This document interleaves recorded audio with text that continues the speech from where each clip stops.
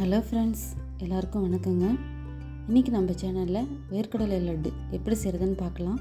First வேர்க்கடலையை நம்ம எடுத்துக்கலாம். நான் வறுக்காத பச்சை வேர்க்கடலை ஒரு கப் எடுத்துக்கிட்டேன். இது இப்போ ஒரு பாத்திரத்தில் போட்டு நன்கு வறுத்தெடுத்துக்கலாம். இந்த மாதிரி வேர்க்கடலை ஊட்டச்சத்துக்கள் ஆரோக்கியம் நிறைஞ்சிருக்கிறதுனால நீங்கள் குழந்தைங்களுக்கு கொடுக்கும்போது அவங்க விரும்பி சாப்பிடுவாங்க.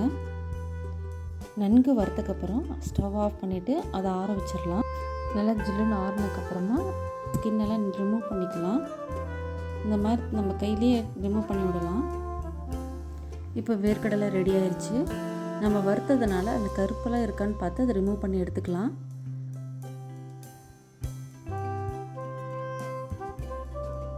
இப்போ இது ஒரு மிக்ஸி ஜாருக்கு மாற்றிக்கலாம்.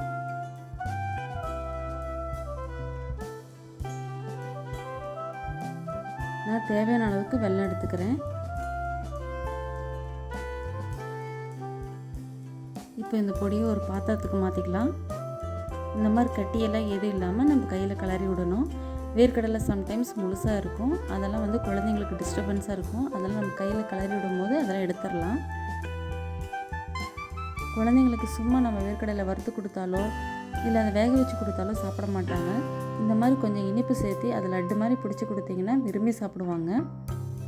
இந்த ரெசிபி உங்களுக்கு பிடிச்சிருந்தா என்னோடய சேனல் சப்ஸ்கிரைப் பண்ணுங்கள். மறக்காமல் பெல் ஐக்கானை கிளிக் பண்ணுங்கள். தேங்க்யூ.